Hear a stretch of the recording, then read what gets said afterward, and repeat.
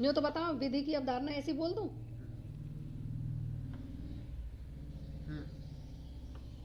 विधि की अवधारणा: मनुष्य प्रारंभ से ही सामाजिक प्राणी रहा है, जो समाज की व्यवस्थाओं के अनुसार मानवीय क्रियाएं संचालित करता है। मानवीय समाज में मानव के व्यवहार के औचित्य को निर्धारित करने के लिए राज्य के द्वारा बनाए गए नियम ही विधि कहलाते हैं। वास्तव में विधि शब्द का उपयोग ऐसे नियम अथवा नियमों के समूह के लिए जा सकता है जो किसी व्यक्ति को कुछ करने अथवा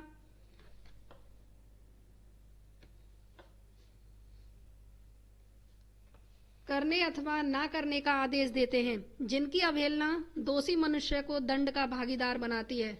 नोट: विधि को जापान में गिरी कहते हैं, इस्लाम में हुक्म कहते हैं और हिंदू शास्त्र में धर्म कहते हैं। विधि की परिभाषा: विधि को परिभाषित करना एक जटिल कार्य है, क्योंकि विधि समाज की व्यवस्थाओं पर आधारित होती है एवं स्वयं समाज की व्यवस्थाएं एक समान नहीं रहती। फिर भी विभिन्न विधि शास्त्रियों के द्वारा दी गई परिभाषा विधि को समझने में सहायक है, जो निम्नलिखित हैं। हुकर के शब्दों में मनुष्य ऐसे नियम जिनसे मनुष्य के कार्य संचालित होते हैं विधि कहलाते हैं, और हॉलैंड के शब्दों में विधि से आराम मानवीय कार्यों के उन नियमों से है जिनकी अभिव्यक्ति मनुष्य के बाह्य आचरण से होती है। स्वयं ऐसे नियम किसी सुनिश्चित प्राधिकार के द्वारा लागू किए जाते हैं। सामंड के शब्दों में विधि से तात्पर्य नागरिक विधि से है, जो राज्य के द्वारा नागरिकों पर लागू की जाती है। ऑस्टिन के शब्दों में प्रभुता संपन्न व्यक्तियों के द्वारा शासित व्यक्तियों पर अधिरोपित किए गए नियमों का समूह विधि है। विधि के लक्षण, गुण और विशेषताएं: विधि नियमों का समूह है। नंबर 2, विधि का स्वरूप आदेशात्मक होता है। नंबर 3, विधि का उद्देश्य व्यक्ति के बाह्य आचरण को निर्धारित करना है। नंबर 4, विधि के नियमों की अवहेलना दोषी व्यक्ति को दंड का भागीदार बनाती है। नंबर 5, विधि से अनभिज्ञता अक्षम्य होती है। नंबर 6, विधि में एक रूपता होनी आवश्यक है। यदि एक रूपता नहीं भी हो तो इसका अधिकार भी राज्य के पास ही होता है। विधि को जड़े परंपराओं से है। विधि के दोष: रूढ़िवादिता का विद्यमान होना विधि के दोष हैं। लोचशीलता का अभाव। नंबर 3, अत्यधिक औपचारिकताएं। नंबर 5, जटिल भाषा के प्रयोग से समझने में कठिनाई। विधि के प्रकार: प्राकृतिक विधि: वे नियम जो प्राकृतिक सिद्धांतों पर उचित एवं अनुचित आचरण की व्याख्या करते हैं, जैसे नीति शास्त्र अथवा नैतिकता। धार्मिक विधि: वे नियम जो धार्मिक मान्यताओं, सामाजिक मान्यताओं के आधार पर बनाए जाते हैं, जैसे हिंदू विधि और मुस्लिम विधि। नंबर 3, संवैधानिक विधि: संविधान में दिए गए नियम एवं संवैधानिक संस्थाओं के द्वारा जारी किए गए आदेश ही संवैधानिक विधि कहलाते हैं। नागरिक विधि: देश की व्यवस्था के अनुसार देश के नागरिकों के संबंध में लागू किए गए नियम ही नागरिक विधि कहलाते हैं। नंबर 5, अभिसामायिक विधि: इसके अंतर्गत ऐसे नियमों का समावेश होता है जो व्यक्तियों के द्वारा स्वेच्छा से एक दूसरे के आचरण को निर्धारित करने हेतु बनाए जाते हैं, जैसे किसी क्लब अथवा सोसाइटी के नियम।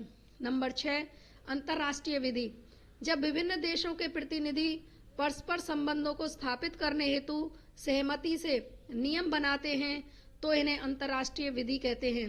अंतर्राष्ट्रीय विधि प्राचीन विधि शास्त्र का धूमिल बिंदु है, हॉलैंड ने कहा है। नंबर 7, तकनीकी व्यवहारिक विधि: किसी व्यवहारिक उद्देश्य की प्राप्ति हेतु बनाए गए नियम ही व्यवहारिक तकनीकी विधि कहलाते हैं, जैसे किसी व्यवसाय से संबंधित नियम। नंबर 8, दीवानी एवं आपराधिक विधि: दीवानी मामलों से संबंधित नियमों का समूह दीवानी विधि एवं आपराधिक कृत्यों के संबंध में बनाए गए नियम आपराधिक विधि कहलाते हैं। क्वेश्चन: विधि एवं नीति शास्त्र एक होते हुए भी आपस में अलग हैं, चर्चा कीजिए।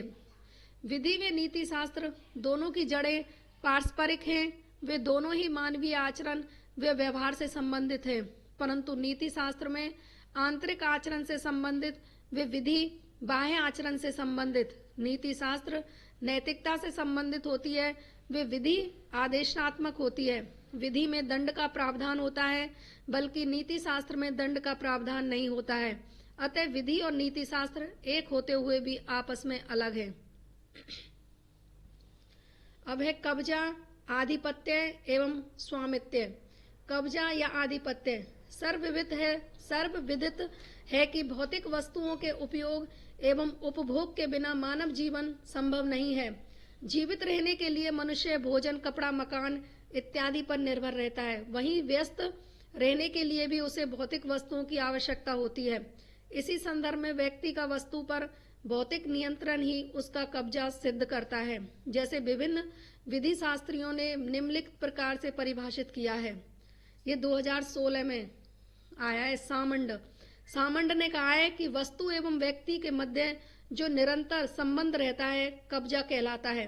और पोलक ने व्यक्ति का वस्तु पर भौतिक नियंत्रण ही कब्जा कहलाता है। और सेवनी का कहना है कि कब्जे का सार तत्व यह है कि कब्जाधारी अपने भौतिक बल के आधार पर अन्य व्यक्तियों को कब्जाधीन वस्तु के उपयोग से वंचित रख खड़े हैं। कब्जे के लक्षण। कब्जे के लिए व्यक्ति एवं वस्तु का होना आवश्यक है। व्यक्ति एवं वस्तु के मध्य निरंतर संबंध होना आवश्यक है। व्यक्ति का वस्तु पर भौतिक नियंत्रण आवश्यक है। कब्जे से संबंधित महत्वपूर्ण विधिक सिद्धांत। सेवनी का कब्जा सिद्धांत। सेवनी के अनुसार वस्तु पर व्यक्ति के कब्जे के लिए दो तत्वों का विद्यमान होना आवश्यक है, जिसे उन्होंने काम व धारणाशय की संज्ञा दी है। काम से अभिप्राय है वस्तु पर व्यक्ति के शारीरिक नियंत्रण से होता है, एवं धारणा शाय का अर्थ है वस्तु को धारण करने की इच्छा से है। यदि इन दोनों तत्वों में से एक भी तत्व विद्यमान नहीं हो तो व्यक्ति का वस्तु पर कब्जा नहीं रहता है। कई विधि शास्त्रियों ने इस आधार पर इस सिद्धांत की आलोचना की है कि काय अर्थात भौतिक नियंत्रण के न रहने पर भी वस्तु पर व्यक्ति का कब्जा रहता है। जैसे कमरे में सामान रखकर ताला लगाकर जाने पर भी उन वस्तुओं पर कब्जा रहता है। हेयरिंग का कब्जा सिद्धांत। हेयरिंग ने कब्जे के प्रति समाजशास्त्रीय दृष्टिकोण अपनाते हुए कहा है कि जब भी किसी व्यक्ति का किसी वस्तु के प्रति स्वामी की भांति संबंध प्रतीत हो तो यह माना जाना चाहिए कि व्यक्ति उस वस्तु का कब्जाधारी भी है, अर्थात स्वामित्व के अधीन वस्तुओं पर अधिकार कब्जा कहलाता है। सामंड का कब्जा सिद्धांत। सामंड ने वस्तु संपत्ति के प्रकार के आधार पर कब्जे को परिभाषित किया है। इनके अनुसार मूर्त संपत्तियों पर व्यक्ति का भौतिक नियंत्रण सिद्ध हो सकता है, परंतु अमूर्त संपत्तियों जैसे कॉपीराइट, पेंट इत्यादि पर भौतिक नियंत्रण न होते हुए भी व्यक्ति का इन पर कब्जा सिद्ध होता है। अतः काय की अनुपस्थिति भी कब्जा सिद्ध कर देती है। नंबर 4, कांट का कब्जा सिद्धांत। कांट का कथन है कि प्रत्येक मनुष्य जन्म से स्वतंत्र होते हैं एवं उनमें इच्छा का भाव अनिवार्यतः है विद्यमान रहता है। इस प्रकार व्यक्ति किसी वस्तु को अपने नियंत्रण में लेते हुए यह जाहिर करता है कि वह उस वस्तु पर नियंत्रण चाहता है। इस प्रकार कब्जा इच्छा की अभिव्यक्ति है। नंबर 5, हॉलैंड का कब्जा सिद्धांत। हॉलैंड की कब्जा संबंधी व्याख्या समाज की शांति व्यवस्था पर आधारित है, जिनके अनुसार समाज में शांति हेतु ये आवश्यक है कि विधि स्वयं कब्जे को संरक्षण प्रदान करे। अतः कब्जा तभी वैध माना जाता है जब वह विधिक प्रावधानों के अनुसार प्राप्त किया गया है। नंबर 6, होम का कब्जा सिद्धांत। सेवनी के कब्जा सिद्धांत की भांति ही है। कब्जे के प्रकार। नंबर 1, मूर्त और अमूर्त कब्जा। कब्जे का ये वर्गीकरण संपत्तियों के प्रकार के आधार पर किया गया है। वे संपत्तियां जो दिखाई दें मूर्त संपत्तियां कहलाती हैं, एवं ऐसी संपत्तियों पर व्यक्ति का कब्जा मूर्त कब्जा कहलाता है। इसके विपरीत वे संपत्तियां जो दिखाई ना दें, जैसे कॉपीराइट, पेंट, ख्याति इत्यादि पर व्यक्ति का कब्जा अमूर्त कब्जा कहलाता है। नंबर 2, विधित एवं तथ्य कब्जा। यह कब्जा जो विधि के प्रावधानों के अनुसार प्राप्त किया गया हो विधित कब्जा कहलाता है। जैसे संपत्ति पर स्वामी का कब्जा। जब वस्तु व्यक्ति के प्रत्यक्ष नियंत्रण में हो तो ऐसा नियंत्रण ही तथा कब्जा कहलाता है, जैसे कपड़े पर दर्जी का कब्जा।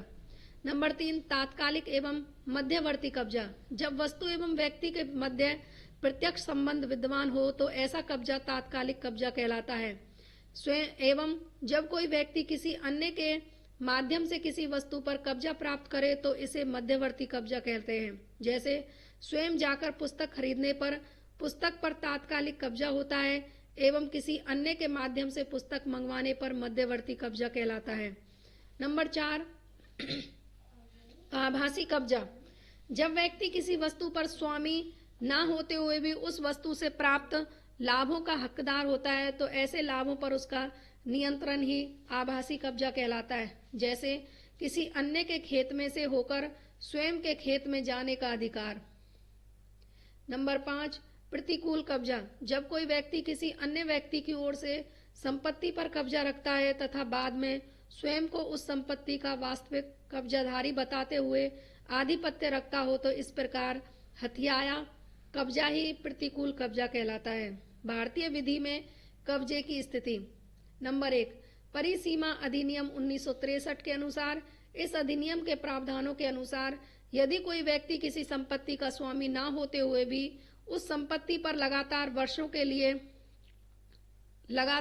के लिए कब्जा रखता है, स्वयं उसका कब्जा निर्बाध हो तो निश्चित अवधि के पश्चात उस कब्जाधारी का कब्जा स्वामी के कब्जे के समान होता है। नंबर 2, भारतीय दंड संहिता 1860। यदि कोई व्यक्ति बलपूर्वक किसी अन्य की संपत्ति पर आधिपत्य रखे तो वह अतिक्रमण का दोषी माना जाता है एवं दंड का भागीदार होता है। कब्जे को प्राप्त करने के तरीके। नंबर 1, ग्रहण के द्वारा। जब किसी वस्तु पर पूर्ववर्ती कब्जाधारी की अनुमति के बिना कब्जा प्राप्त किया गया हो तो उसे ग्रहण के द्वारा प्राप्त किया गया कब्जा कहलाते हैं। जैसे चोरी से प्राप्त किया गया कब्जा।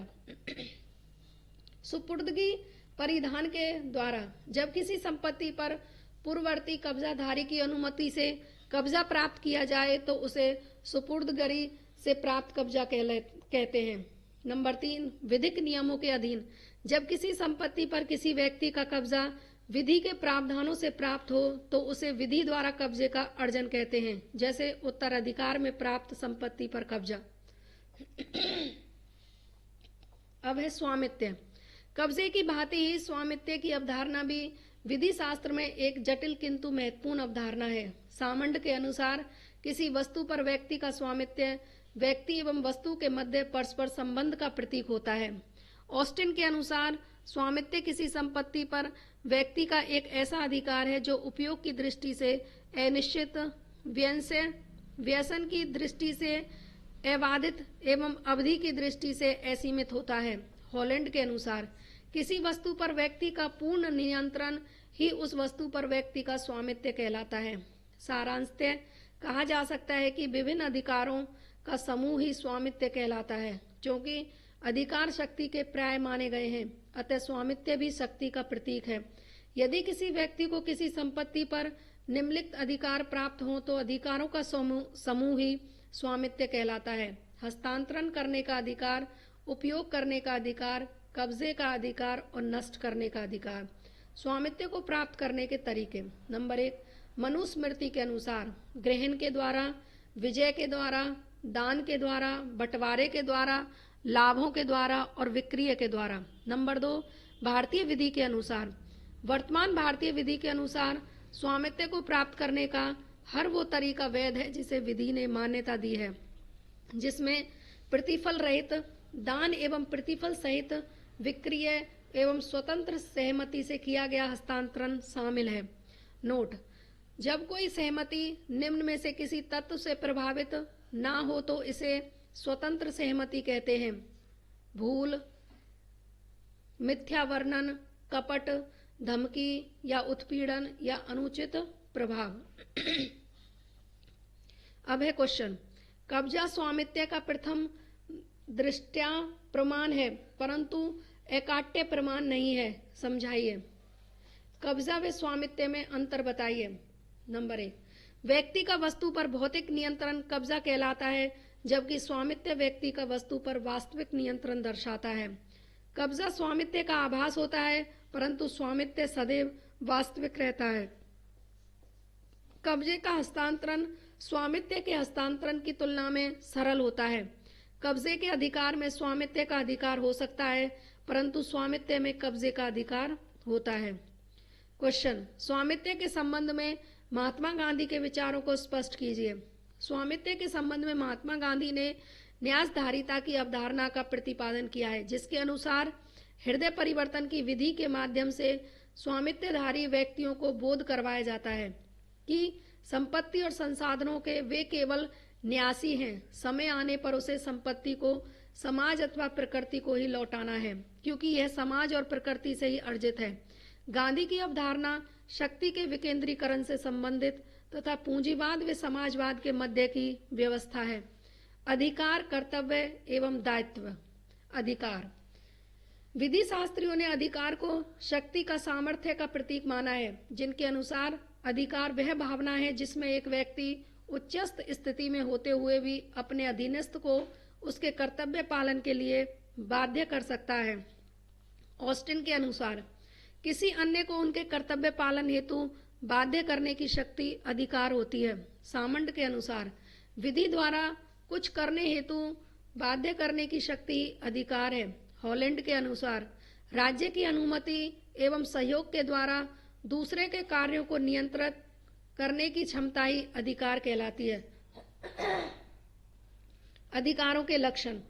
अधिकार का संबंध शक्ति से होता है। अधिकार संपन्न व्यक्ति उच्चस्थ स्थिति में होता है। अधिकार विहीन व्यक्ति शक्तिहीन माना जाता है।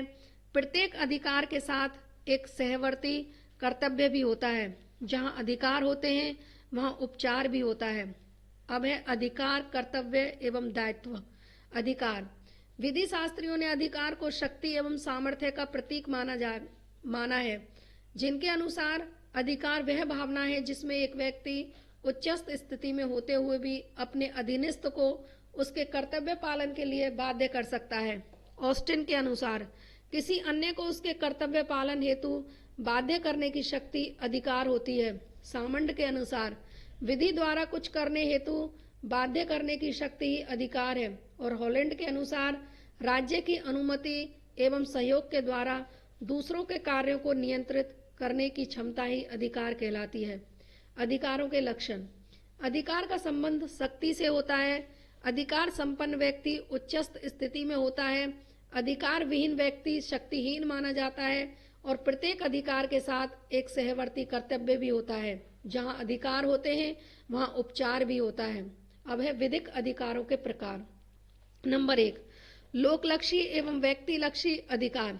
वे अधिकार जो किसी व्यक्ति को संपूर्ण विश्व के विरुद्ध प्राप्त होते हैं, अर्थात जिनकी रक्षा संपूर्ण विश्व के विरुद्ध की जा सकती है, जैसे स्वयं की संपत्ति पर शांतिपूर्ण निवास का अधिकार लोकलक्षी अधिकार कहलाते हैं।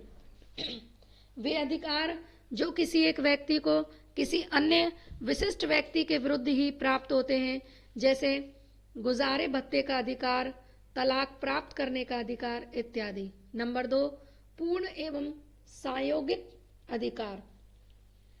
सामयोगिक अधिकार वे अधिकार जो बिना किसी शर्त के पालन के प्राप्त होते हैं, पूर्ण अधिकार कहलाते हैं। जैसे प्राण रक्षा का अधिकार।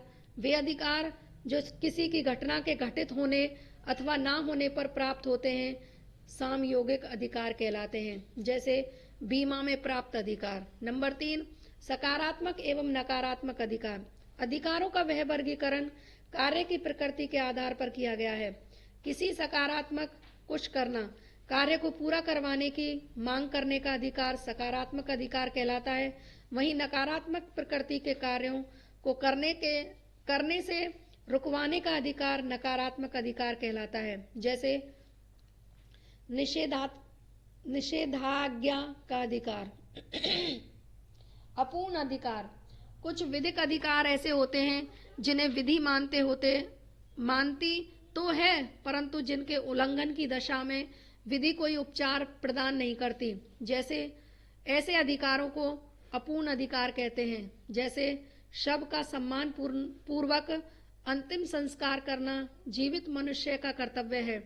इस नाते शव का यह अधिकार है कि वह सम्मान पूर्वक अंतिम संस्कार प्राप्त करे, परंतु इसके उल्लंघन पर शव अधिकारों की रक्षा नहीं करवा सकता। नंबर 5, मौलिक अधिकार। भारतीय संविधान के अनुच्छेद 14 से 32 तक वर्णित अधिकारों को भारतीय संदर्भ में मौलिक अधिकार कहा जाता है, जिनकी रक्षा स्वयं संविधान के द्वारा की जाती है। नंबर 6, स्व सांपत्तिक एवं पर सांपत्तिक अधिकार। जब किसी व्यक्ति को स्वयं की संपत्ति में अधिकार प्राप्त होते हैं तो इन्हें स्वयं सांपत्तिक अधिकार कहते हैं, जैसे स्वयं की संपत्ति को उपयोग में लेने का अधिकार।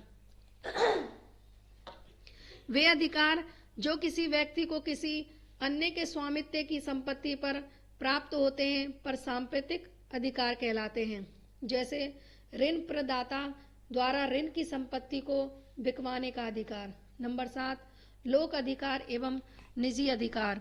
वे अधिकार जो राज्य में निहित होते हैं, राज्य इनकी मांग लोक प्रतिनिधि की हैसियत से करता है, तो ऐसे अधिकारों को लोक अधिकार कहते हैं। जैसे देश के नियमों के अनुसार वयस्क व्यक्ति से सेना में सेवा लेने का अधिकार। इसके विपरीत वे अधिकार जो व्यक्तियों में निहित होते हैं निजी अधिकार कहलाते हैं, जैसे हमला उस व्यक्ति के निजी अधिकारों का उल्लंघन है जिस पर हमला हुआ है। नंबर 8, राष्ट्रीय एवं अंतर्राष्ट्रीय अधिकार। किसी देश में प्रचलित विधि के अनुसार देश के लोगों को मिलाने वाले अधिकारों को राष्ट्रीय अधिकार कहते हैं। मिलने वाले एवं 2 या 2 से अधिक देशों के मध्य परस्पर अनुबंध के आधार पर मिलने वाले अधिकारों को अंतर्राष्ट्रीय अधिकार कहते हैं। अधिकारों से संबंधित महत्वपूर्ण विधिक अवधारणाएं। नंबर 1, प्रत्येक अधिकार विधि के द्वारा संरक्षित होता है। इस अवधारणा के समर्थकों का मानना है कि विधिक अधिकारों की मुख्य विशेषता यह होती है कि ये विधि के द्वारा मान्य होते हैं। यदि किसी व्यक्ति के अधिकारों में हस्तक्षेप होता है तो विधि पीड़ित व्यक्ति को संरक्षण प्रदान करती है। हालांकि अपूर्ण अधिकारों की दशा में ऐसा संभव नहीं होता है, क्योंकि ऐसे अधिकारों का विधि मानती तो है परंतु यह विधि से संरक्षित नहीं होते हैं। नंबर 2, विधिक अधिकारों में इच्छा अंतर्निहित होती है। इस्लाम इगलस होम प्रसिद्ध न्यायाधीश डगलस होम का कथन है कि विधिक अधिकारों में इच्छा अंतर्निहित होती है, अर्थात विधिक अधिकारों की मांग एवं उपयोग करना व्यक्तिगत इच्छा पर निर्भर करता है। हालांकि यह अवधारणा भी पूर्णतः सत्य नहीं है, क्योंकि अधिकार सामाजिक एकता के प्रतीक होते हैं, न कि व्यक्तिगत इच्छा के आधार पर। अतः अधिकार तब भी प्राप्त हो सकते हैं जबकि इन्हें प्राप्त करने की इच्छा ना भी हो। अब है कर्तव्य एवं दायित्व। अधिकार के संबंध में उपलब्ध सहायक कार्य ही कर्तव्य कहलाते हैं। सामंड के अनुसार जब कोई उच्चस्थ व्यक्ति अधीनस्थ को जिन कार्यों हेतु बाध्य कर सकता हो तो अधीनस्थ के ऐसे कार्य ही कर्तव्य कहलाते हैं। अधिकार एवं कर्तव्य में अंतर।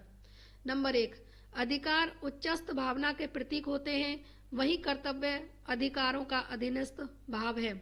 नंबर 2, अधिकार शक्ति एवं सामर्थ्य का प्रतीक माने गए हैं, जबकि कर्तव्य दायित्व के निकट है। नंबर 3, अधिकार विधि के द्वारा संरक्षित होते हैं, जबकि कर्तव्य विधि संरक्षित हो भी सकते हैं और नहीं भी। नंबर 4, अधिकारों की समाप्ति कर्तव्य को स्वतः समाप्त कर देती है, किंतु कर्तव्य की समाप्ति से अधिकार समाप्त नहीं होते। कर्तव्यों का वर्गीकरण। नंबर 1, सकारात्मक एवं नकारात्मक कर्तव्य। सकारात्मक अधिकारों के अधीनस्थ कर्तव्यों को सकारात्मक कर्तव्य कहते हैं, जैसे करने योग्य कार्य को करना। वही नकारात्मक अधिकारों के सहायक कर्तव्य नकारात्मक कर्तव्य कहलाते हैं, जैसे ना करने योग्य कार्य को नहीं करना। नंबर 2, सापेक्ष एवं निरपेक्ष कर्तव्य। वे कर्तव्य जिनके साथ सदैव कोई अधिकार भी जुड़ा हुआ हो सापेक्ष कर्तव्य कहलाते हैं, जैसे अनुबंध पूरा करने का कर्तव्य। वे कर्तव्य जिनके संबंध में किसी भी प्रकार के अधिकार की मांग नहीं हो सकती निरपेक्ष कर्तव्य कहलाते हैं। निरपेक्ष कर्तव्यों का भंग होना ही अपराध कहलाता है, जैसे कर चुकाने का कर्तव्य कर नहीं चुकाने पर व्यक्ति अपराधी बन जाता है। अब है दायित्व। दायित्व का अर्थ है न्याय बंधन से होता है। जब व्यक्ति कुछ ऐसा करे जो उसे नहीं करना अथवा कुछ ऐसा ना करे जो उसे करना था, तो इसके बाद व्यक्ति को जो भी कुछ करना पड़े वही उसका दायित्व कहलाता है। ऑस्टिन के अनुसार कर्तव्य भंग के पश्चात जिस किसी कार्य के लिए व्यक्ति को उत्तरदायी बनाया जा सके वही उसका दायित्व कहलाता है। फ्रेडरिक पोलक के अनुसार कर्तव्य कार्य की प्रकृति के अनुसार निर्धारित होते हैं, जबकि दायित्व कर्तव्य भंग होने के बाद उत्पन्न होते हैं। अतः कर्तव्य का अगला चरण ही दायित्व कहलाता है। दायित्व के प्रकार। दीवानी एवं आपराधिक दायित्व। दीवानी कर्तव्यों के भंग होने के पश्चात व्यक्ति के जो दायित्व उत्पन्न होते हैं दीवानी दायित्व कहलाते हैं। जैसे अनुबंध भंग करने के पश्चात क्षतिपूर्ति चुकाने का दायित्व। निरपेक्ष कर्तव्यों के भंग होने के पश्चात उत्पन्न दायित्व ही आपराधिक दायित्व कहलाते हैं। नंबर 2, कठोर एवं प्रतिनिधानात्मक दायित्व। जब कोई व्यक्ति किसी अन्य व्यक्ति के माध्यम से कार्य करवाए अथवा कार्य करने का आदेश दे तो कर्तव्य भंग की दशा में कार्य का आदेश देने वाले व्यक्ति का दायित्व कठोर दायित्व कहलाता है एवं कर्तव्य भंग करने वाले व्यक्ति का दायित्व प्रतिनिधानात्मक दायित्व कहलाता है। क्वेश्चन, क्या सरकारी कर्मचारियों के कर्तव्य भंग की दशा में नियोग्यता को उत्तरदायी बनाया जा सकता है? ब्रिटिश विधि के अनुसार नियोक्ता मतलब सरकार। ब्रिटिश विधि के अनुसार है हाँ नियोक्ता। ब्रिटिश विधि के अनुसार सरकारी कर्मचारियों के कर्तव्य भंग की दशा में नियोक्ता उत्तरदायी नहीं होता है, परंतु भारतीय विधि के में निम्न दशाओं की उपस्थिति में नियोक्ता को भी उत्तरदायी बनाया जा सकता है। किया गया कृत्य कर्मचारी के वास्तविक कार्य से संबंधित हो, कृत्य की जानकारी नियोक्ता को हो, कृत्य नियोक्ता के आदेश पर किया गया हो। क्वेश्चन, दुष्कृति। दुष्कृति से आप क्या समझते हैं? दुष्कृति अच्छा, दुष्कृति के आवश्यक तत्व समझाइए। प्रतिवादी द्वारा किया गया कोई कृत्य अथवा मूल जिससे वादी के विधिक अधिकारों का उल्लंघन हुआ हो दुष्कृति कहलाती है, जिसके निम्न आवश्यक तत्व होते हैं। नंबर 1, आपराधिक मस्तिष्क। किस विधि यह मानती है कि प्रत्येक अपराध के पीछे एक आपराधिक मस्तिष्क होता है। नंबर 2, असावधानी का सिद्धांत। विधि प्रत्येक व्यक्ति से यह अपेक्षा करती है कि वे पूर्ण सावधानी बरतते हुए कर्तव्य का पालन करे, क्योंकि यदि असावधानी पूर्वक भी दुष्कृति हुई हो तब भी उसे दुष्कृति ही माना जाता है। क्वेश्चन, प्रत्येक दुष्कृति एक बुरा कार्य है, परंतु प्रत्येक बुरा कार्य दुष्कृति नहीं है, समझाइए। अब है व्यक्तित्व। व्यक्ति शब्द की उत्पत्ति लैटिन भाषा के पर्सोना शब्द से हुई है, जिसका अभिप्राय है नाट्य कलाकारों के द्वारा पहने गए मुखौटों से, जिससे दर्शकों के मन में कलाकार की एक छवि बन जाती है।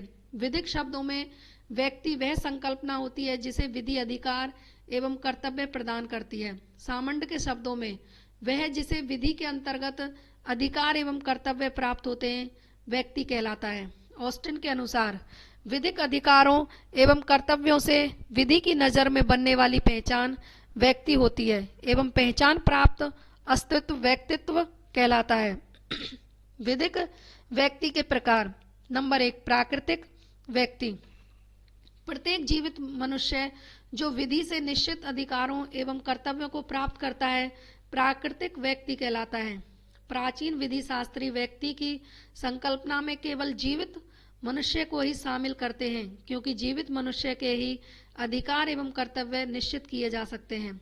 हालांकि भारतीय विधि में इस अवधारणा के निम्नलिखित अपवाद हैं। नंबर 1, अजन्मा बालक। हालांकि अजन्मा बालक जीवित मनुष्य की श्रेणी में नहीं आता है, अतः जन्म से पूर्व ना तो उसके कुछ अधिकार होते हैं और ना ही कर्तव्य, परंतु संपत्ति हस्तांतरण अधिनियम के प्रावधानों के अनुसार आवश्यक शर्तों की पूर्ति के पश्चात जीवित मनुष्य अपनी अचल संपत्ति का हस्तांतरण अजन्मे बालक के पक्ष में कर सकता है। स्पष्ट है कि जन्म से पूर्व ही अधिकार सुनिश्चित होने के कारण अजन्मा बालक भी व्यक्ति है। शव प्राकृतिक व्यक्ति का व्यक्तित्व मृत्यु के बाद ही समाप्त हो जाता है, परंतु भारतीय विधि जीवित मनुष्यों से अपेक्षा करती है कि वे मृत शरीर का सम्मान पूर्वक अंतिम संस्कार करें, क्योंकि मृत शरीर के प्रति कर्तव्य सुनिश्चित है। अतः मृत शरीर भी व्यक्तित्व प्राप्त संकल्पना है। नंबर 3, देव देवी प्रतिमा। इन सभी के प्रति जीवित मनुष्य का कर्तव्य है कि वे धार्मिक विधि के अनुसार किसी पूजा अर्चना करें। इस नाते मंदिर, नदियां इत्यादि को व्यक्ति का दर्जा प्राप्त है। क्योंकि मस्जिद में मूर्ति पूजा नहीं होती है, अतः मस्जिद व्यक्ति के अस्तित्व में शामिल नहीं है। नंबर 2, कृत्रिम व्यक्ति। किसी प्रचलित विधि के प्रावधानों के अनुसार पंजीकृत संस्थाएं जिनका समापन भी विधि के नियमों के अनुसार होता हो, कृत्रिम व्यक्ति कहलाते हैं, जिनकी निम्न 2 श्रेणियां मानी गई हैं। नंबर 1, एकीकृत निगम। इनमें एकल पद शामिल है, जैसे सम्राट, राष्ट्रपति इत्यादि। नंबर 2, समामेलित निगम। इनमें पंजीकृत संस्थाएं शामिल होती हैं, जैसे कंपनी। समामेलित निगम के निम्नलिखित लक्षण होते हैं। कंपनी का अस्तित्व इसके सदस्यों के अस्तित्व से अलग होता है। समामेलित निगम का किसी भी अधिनियम में पंजीकरण आवश्यक होता है। समामेलित निगम स्वयं के नाम से वाद दायर कर सकते हैं, इन पर भी वाद दायर किया जा सकता है।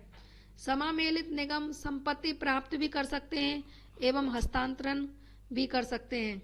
समामेलित निगमों की सार मुद्रा इसके हस्ताक्षर माने जाते हैं। यह आवश्यक नहीं है कि कृत्रिम व्यक्तियों के अधिकार एवं कर्तव्य प्राकृतिक व्यक्तियों के समान रहें। क्वेश्चन, क्या भारत में पंजीकृत एक कंपनी जिसके समस्त सदस्य भारतीय हों और भारतीय नागरिक होती है